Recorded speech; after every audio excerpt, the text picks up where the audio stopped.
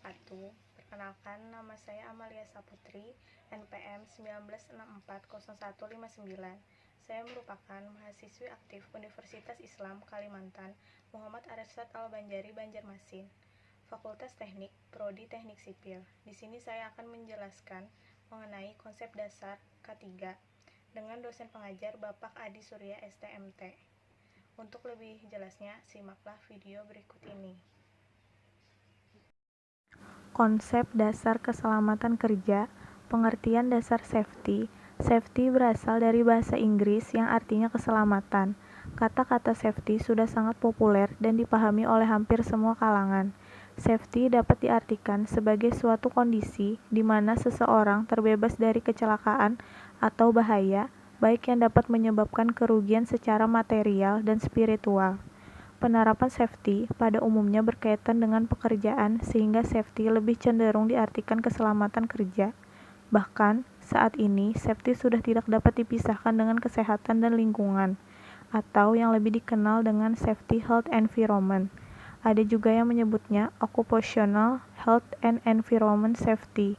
Maka, secara lebih luas, safety dapat diartikan sebagai kondisi di mana tidak terjadinya atau terbebasnya manusia dari kecelakaan, penyakit akibat kerja, dan kerusakan lingkungan akibat polusi yang dihasilkan oleh suatu proses industri. Faktor-faktor terjadinya kecelakaan. Faktor-faktor yang dapat menyebabkan terjadinya kecelakaan atau terjadinya kondisi tidak aman dapat dipelajari dengan pendekatan keilmuan atau pendekatan praktis yang kemudian dikembangkan menjadi konsep dan teori tentang kecelakaan. Pada umumnya, teori tentang kecelakaan memusatkan perhatian pada 3 faktor penyebab utama kecelakaan, yaitu peralatan, cara kerja, dan manusia atau pekerja. Seorang ahli keselamatan kerja, Heinrich 1931, mengembangkan suatu konsep atau teori terjadinya kecelakaan yang dikenal dengan teori domino. Berdasarkan teori ini, suatu kecelakaan terjadi dapat diakibatkan oleh 5 faktor yang berdampak secara beruntun seperti 5 batu domino yang dideret berdiri sejajar, yang apabila batu yang di depan jatuh akan mengakibatkan jatuhnya batu-batu yang ada di belakangnya secara berantai. Kelima faktor tersebut adalah kebiasaan, kesalahan seseorang, perbuatan, kondisi tidak aman, dan kecelakaan. Menurut teori ini, apabila rantai penyebab tersebut diputus atau salah satu batu domino tersebut dihilangkan, maka kecelakaan dapat dihindarkan. Ada 3 alasan utama mengapa keselamatan kerja tersebut sangat penting, yaitu 1.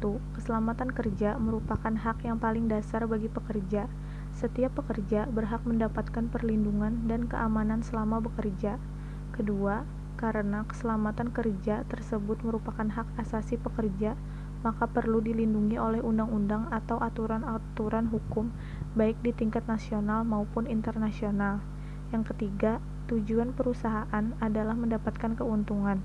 Untuk mendukung tujuan tersebut, faktor keselamatan kerja menjadi penting untuk meningkatkan efisiensi dan mengurangi kerugian akibat kecelakaan kerja.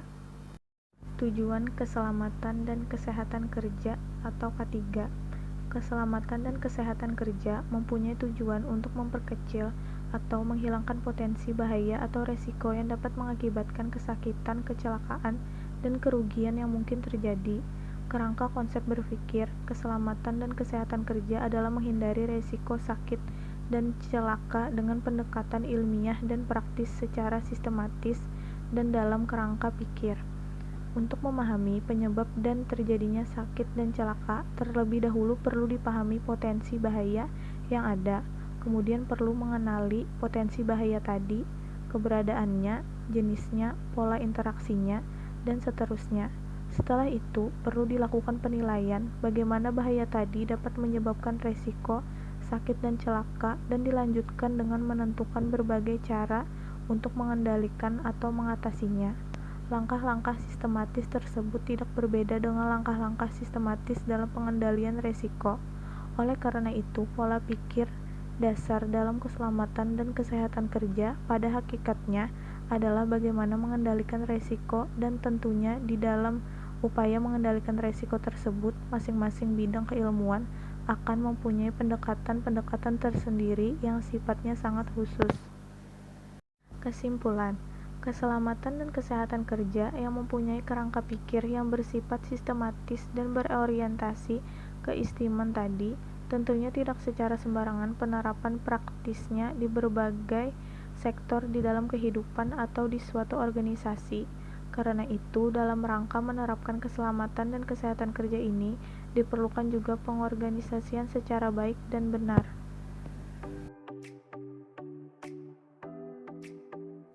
Sekian penjelasan konsep dasar ketiga dari saya. Salah hilap mohon maaf. Wassalamualaikum warahmatullahi wabarakatuh.